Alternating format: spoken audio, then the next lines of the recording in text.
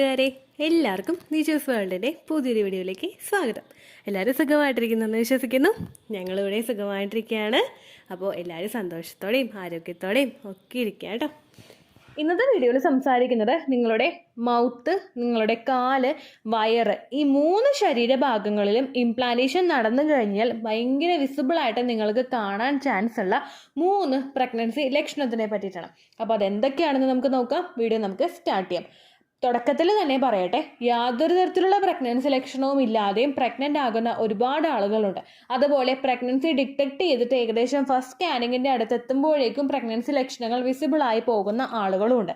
അതുകൊണ്ട് ഞാൻ ഈ പറയുന്ന പ്രഗ്നൻസി ലക്ഷണം നിങ്ങൾക്ക് കാണുന്നില്ലെങ്കിലും നിങ്ങൾ വിഷമിക്കേണ്ട ആവശ്യമില്ല. എക്സ്പെക്റ്റഡ് പീരിയഡ് ഡേറ്റിൽ ബ്ലീഡിങ് വരുന്നുണ്ടോ എന്ന് മാത്രം നിങ്ങൾ ശ്രദ്ധിക്കുക കേട്ടോ.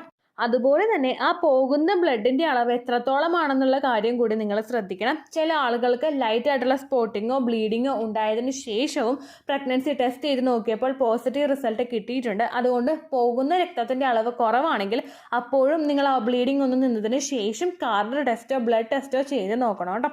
അപ്പോൾ ഇവിടെ ഏറ്റവും ആദ്യത്തെ ഒരു പാർട്ട് എന്ന് പറയുന്നത് നമ്മുടെ മൗത്താണ്. ഇംപ്ലാന്റേഷൻ നടക്കുന്നതിൻ്റെ ഭാഗമായിട്ടും ഹോർമോൺസ് ഇൻക്രീസ് ആവുന്നതിൻ്റെ ഭാഗമായിട്ടും പലർക്കും ഭക്ഷണം കഴിക്കുന്ന സമയത്ത് വ്യത്യാസം വായിൽ അനുഭവപ്പെടാനായിട്ട് ചാൻസ് ഉണ്ട്.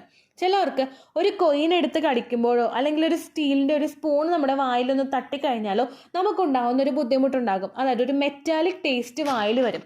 ഈ ടേസ്റ്റ് കണ്ടിന്യൂസ് ആയിട്ട് വരാനായിട്ട് തുടങ്ങും. പ്രഗ്നൻസി പോസിറ്റീവ് ആകുമ്പോൾ പലർക്കും ഉണ്ടാകുന്ന ഹോർമോൺ ചേഞ്ചസ് കൊണ്ടാണ് ഇത്തരത്തിലൊരു മെറ്റാലിക് ടേസ്റ്റ് നിങ്ങൾക്ക് വായിൽ വരുന്നത്. അതുപോലെ തന്നെ ഇതുണ്ടാകുന്ന സമയത്ത് നമുക്ക് വായിൽ കൂടുതലായിട്ടും വെള്ളം വരാനായിട്ട് ചാൻസ് ഉണ്ട്. ഉമിനീരിൻ്റെ അളവ് കൂടാനായിട്ടും ചാൻസ് ഉണ്ട്. ആ ബ്ലഡ് സർക്കുലേഷൻ കൂടുന്നതും അതുപോലെ ഹോർമോൺസിൽ ഉണ്ടാകുന്ന വ്യത്യാസത്തെയും നിങ്ങൾക്ക് ഇതിൻ്റെ റീസൺ ആയിട്ട് എടുക്കാനായിട്ട് സാധിക്കും. ഒരുപാട് പേർക്ക് പ്രഗ്നൻസി പോസിറ്റീവ് ആവുന്ന സമയത്ത് തന്നെ ഈ ഒരു ലക്ഷണം കാണാറുണ്ട്. അപ്പോൾ ഇത് കാണുന്നുണ്ടെങ്കിൽ നിങ്ങൾ മസ്റ്റായിട്ടും പ്രഗ്നൻസി ടെസ്റ്റ് ചെയ്ത് നോക്കണം കേട്ടോ.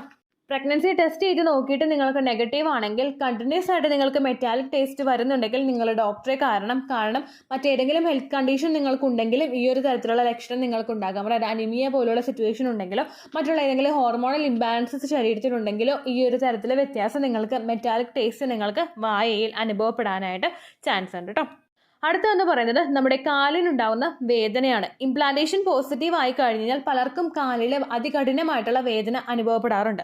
ഒരുപാട് നേരം നിൽക്കാൻ പറ്റാത്ത അവസ്ഥ നമുക്ക് ഉണ്ടാകാറുണ്ട് പലർക്കും. അതുപോലെ തന്നെ ഉപ്പൂറ്റിയുടെ ഭാഗത്തും പലർക്കും വേദന അനുഭവപ്പെടാറുണ്ട്.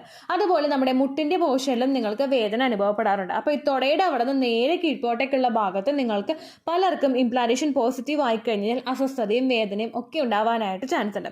പലർക്കും ഉണ്ടാകുന്നത് ആ ഒരു മുട്ടുവേദന അനുഭവപ്പെടുന്നത് നമ്മുടെ ജോയിൻസ് ഒക്കെ ഒന്ന് റിലാക്സ് ആവാൻ വേണ്ടിയിട്ടും അതൊക്കെ ഒന്ന് എക്സ്പാൻഡ് ആവാൻ വേണ്ടിയിട്ടും ശരീരത്തിൽ റിലാക്സിൻ എന്ന് പറയുന്ന ഒരു ഹോർമോൺ പുറപ്പെടുവിക്കുന്നത് കൊണ്ടാണ്. റിലാക്സിൻ ഹോർമോൺ കൂടിക്കഴിഞ്ഞാൽ എല്ലാ ജോയിൻസിലും നിങ്ങൾക്ക് ചെറുതായിട്ട് വേദന അനുഭവപ്പെടാനായിട്ട് ചാൻസ് ഉണ്ട്. നമുക്ക് ഉപ്പൂറ്റി വേദന ഉണ്ടാകുന്നത് നമ്മളിൽ ഉണ്ടാകുന്ന ഹോർമോൺ ചേഞ്ചസ് കൊണ്ടാണ്.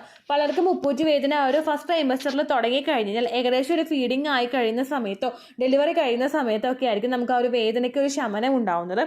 അതുപോലെ തന്നെ ഇങ്ങനെയുള്ള അസ്വസ്ഥതകൾ കൂടുതലായിട്ട് വന്നു കഴിഞ്ഞാൽ ബോഡിയെ ഒന്നുകൂടി ടയേർഡ് ആക്കാതെ നിങ്ങൾ റെസ്റ്റ് കൊടുക്കേണ്ട സമയത്ത് റെസ്റ്റ് കൊടുക്കാനായിട്ട് ശ്രദ്ധിക്കുക.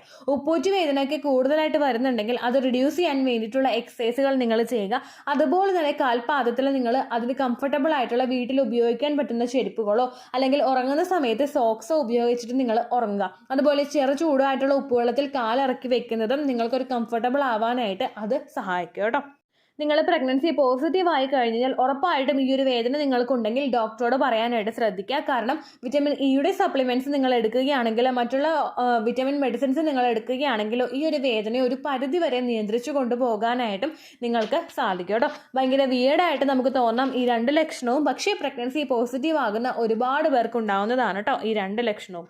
അടുത്ത ബുദ്ധിമുട്ട് നമുക്കുണ്ടാകുന്നത് നമ്മുടെ സ്റ്റൊമക്കിലാണ്. പ്രഗ്നൻസി പോസിറ്റീവ് ആയി കഴിഞ്ഞാൽ ഒരു സ്ത്രീക്ക് പലതരത്തിലുള്ള വേദനയും ഡിസ്കംഫർട്ടും ഒക്കെ സ്റ്റൊമക്കിൽ ഉണ്ടാവാനായിട്ട് ചാൻസ് ഉണ്ട്.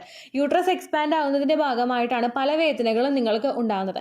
ഞാൻ ഈ പറയുന്ന ഈ ഒരു ഡിസ്കംഫർട്ടും നിങ്ങൾക്ക് ഉണ്ടാകുന്നത് യൂട്രസ് എക്സ്പാൻഡ് ആവുന്നത് കൊണ്ടാണ്.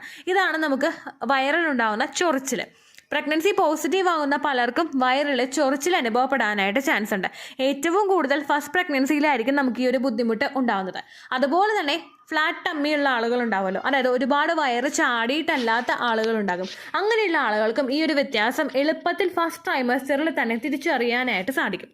യൂട്രസിന്റെ ഒരു ഇമേജോ വീഡിയോയോ നിങ്ങൾ എല്ലാവരും തന്നെ കണ്ടിട്ടുണ്ടാകും. വളരെ ചെറുതാണ് നമ്മുടെ യൂട്രസ്. ഇതിനകത്ത് എംബ്രിയോ അറ്റാച്ച് ആയിട്ട് അത് വളരാൻ തുടങ്ങുമ്പോഴേക്കും, എസ്പെഷ്യലി നിങ്ങളുടെ ഫസ്റ്റ് പ്രഗ്നൻസിയിൽ അതിന് ചുറ്റുമുള്ള ബാക്കിയുള്ള മസിൽസ് ഒക്കെ ഒന്ന് സ്ട്രെച്ച് ആകാനായിട്ട് തുടങ്ങും.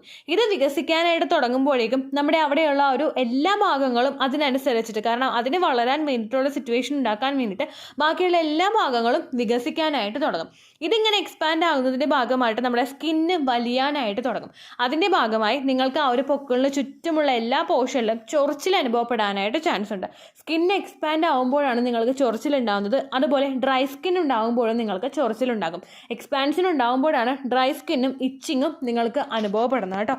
ഇതും പലർക്കും വിയേർഡായിട്ട് തോന്നുന്നതും എന്നാൽ പ്രഗ്നൻസി സമയത്ത് വളരെ കോമൺ ആയിട്ടുള്ളതുമായിട്ടുള്ള ഒരു പ്രഗ്നൻസി ലക്ഷണമാണ്.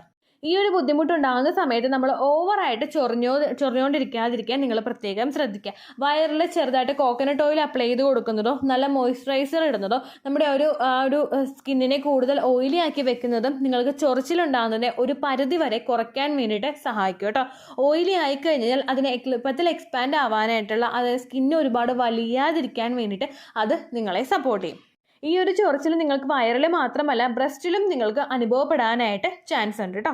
ഇത്രയും കൂടാതെ ഒരുപാട് സ്റ്റൊമക്കിൽ ചേഞ്ചസ് നിങ്ങൾക്ക് ഉണ്ടാവാനായിട്ട് ചാൻസ് ഉണ്ട്. അത് കാണാൻ വേണ്ടിയിട്ട് ദിജൂസ് world early pregnancy stomach changes എന്ന് യൂട്യൂബിൻ്റെ സെർച്ച് ബാറിൽ നിങ്ങൾ ടൈപ്പ് ചെയ്ത് കൊടുത്താൽ മതിയായിരിക്കും കേട്ടോ. ഒരുപാട് വേദനകൾ അതിൽ റിലേറ്റഡ് ആയിട്ട് ഞാൻ ചെയ്തിട്ടുണ്ട്. അത് നിങ്ങൾക്ക് കാണാനായിട്ട് സാധിക്കും. വയറിൽ ഇതുപോലെ അസ്വസ്ഥതകൾ വന്നിട്ടും നിങ്ങൾ കാർഡ് ടെസ്റ്റ് ചെയ്ത് നോക്കുമ്പോൾ നിങ്ങൾക്ക് നെഗറ്റീവ് കിട്ടുന്നുണ്ടെങ്കിൽ നിങ്ങൾ ഡോക്ടറെ കാണണം. അസ്വസ്ഥത അൺയൂഷ്വൽ ആയിട്ട് എന്തെങ്കിലും ചേഞ്ചസ് ഉണ്ടെങ്കിൽ നിങ്ങൾ മസ്റ്റ് ആയിട്ട് ഡോക്ടറോട് പറയണം. കാരണം ഡയബറ്റീസ് ഉണ്ടാകുന്നതിൻ്റെ ഭാഗമായിട്ടോ മറ്റുള്ള എന്തെങ്കിലും അസ്വസ്ഥതകൾ ശരീരത്തിൽ ഉണ്ടാകുന്നതിൻ്റെ ഭാഗമായിട്ടോ നിങ്ങൾക്ക് കണ്ടിന്യൂസ് ആയിട്ട് ചൊറിച്ചിലുണ്ടാവാനായിട്ട് ചാൻസ് ഉണ്ട്. അപ്പോൾ ബ്ലഡ് ടെസ്റ്റ് ചെയ്ത് കഴിഞ്ഞാൽ എന്താണ് റീസൺ എന്ന് കൃത്യമായിട്ട് നിങ്ങൾക്ക് മനസ്സിലാക്കാനായിട്ട് സാധിക്കും. അതല്ലാതെ ഞാൻ ഈ പറയുന്ന ഏത് തരത്തിലുള്ള ബുദ്ധിമുട്ടുകൾ നിങ്ങൾക്ക് ഉണ്ടെങ്കിലോ നിങ്ങൾ മെഡിക്കൽ ഷോപ്പിൽ നിന്ന് മെഡിസിനോ അല്ലെങ്കിൽ പെയിൻ കില്ലേഴ്സോ മേടിച്ച് ഉപയോഗിക്കാതിരിക്കുക കേട്ടോ. പെയിൻ കില്ലേഴ്സ് കാലുവേദനയ്ക്ക് വരുമ്പോഴേക്കും ഉപയോഗിക്കുന്ന ഒരുപാട് ആളുകളുണ്ട്. അത് നമ്മുടെ ശരീരത്തിൽ നല്ലതല്ല. നമ്മൾ എന്തെങ്കിലും മെഡിസിൻസ് പ്രഗ്നൻസി ട്രൈ ചെയ്യുന്ന സമയത്തോ അല്ലെങ്കിൽ പ്രഗ്നൻ്റ് ആകുന്ന സമയത്തോ നമ്മൾ ഉപയോഗിക്കുന്നുണ്ടെങ്കിൽ അത് മസ്റ്റായിട്ട് ഡോക്ടറോട് നിങ്ങൾ പ്രഗ്നൻ്റ് ആണെന്ന് പറഞ്ഞതിന് ശേഷം മാത്രമേ ഉപയോഗിക്കാനായിട്ട് പാടുള്ളൂ. മെഡിക്കൽ സ്റ്റോറിൽ നിന്ന് യാതൊരു തരത്തിലുള്ള മെഡിസിൻസും നിങ്ങൾ മേടിച്ച് ഉപയോഗിക്കാനായിട്ട് പാടില്ല കേട്ടോ. അപ്പോൾ ഇത്രയേ ഉള്ളൂ വീഡിയോ. യൂസ്ഫുൾ ആയി കാണുമെന്ന് വിശ്വസിക്കുന്നു. യൂസ്ഫുൾ ആവുന്നുണ്ടെങ്കിൽ ലൈക്ക് ചെയ്യുക, ഫ്രണ്ട്സിനൊക്കെ ഷെയർ ചെയ്ത് കൊടുക്കുക കേട്ടോ. എന്തെങ്കിലും സംശയം ഉണ്ടെങ്കിൽ നിങ്ങൾ കമൻസിൽ ചോദിക്കുക. പണ്ടത്തെ വീഡിയോയ്ക്ക് കമൻസ് ഇടുന്നവർക്ക് റിപ്ലൈ ലഭിക്കുന്നില്ലെങ്കിൽ ലേറ്റസ്റ്റ് ആയിട്ട് ഞാൻ ഏത് വീഡിയോ ആണ് അപ്ലോഡ് ചെയ്യുന്നത് അതിന് താഴെ കമൻറ്റ് ഒന്ന് കോപ്പി പേസ്റ്റ് ചെയ്യാനായിട്ട് ശ്രദ്ധിക്കുക കേട്ടോ. അതുപോലെ ഓവുലേഷൻ ഡേറ്റ് കാൽക്കുലേറ്റ് ചെയ്ത് തരാനായിട്ട് റിക്വസ്റ്റ് ചെയ്യുന്ന ആളുകൾ എത്രയാണോ സൈക്കിൾ ലെങ്ത് അത് മെൻഷൻ ചെയ്യാനായിട്ട് ശ്രദ്ധിക്കുക. സൈക്കിൾ ലെങ്ത് എന്നതുകൊണ്ട് ഉദ്ദേശിച്ചത് ഓരോ മാസവും എത്ര ദിവസം കൂടുമ്പോഴാണോ ബ്ലീഡിങ് വരുന്നത് അതാണ് സൈക്കിൾ ലെങ്ത്. കഴിഞ്ഞ മാസം ഒരു 5-ാം തീയതിയാണ് ബ്ലീഡിങ് ആയതെങ്കിൽ ഈ മാസം 1-ാം തീയതിയാണ് ബ്ലീഡിങ് വന്നതെങ്കിൽ കഴിഞ്ഞ മാസം 5-ാം തീയതി മുതൽ ഈ മാസം 1-ാം തീയതി വരെ എത്ര ദിവസമുണ്ടോ അത് കാലണ്ടറിൽ എണ്ണിയെടുക്കുന്നതാണ് നിങ്ങളുടെ സൈക്കിൾ ലെങ്ത് കേട്ടോ. അപ്പോൾ ഇത്രയേ ഉള്ളൂ വീഡിയോ. അടുത്തൊരു വീഡിയോ ആയിട്ട് നമുക്ക് വീണ്ടും കാണാം. ബൈ.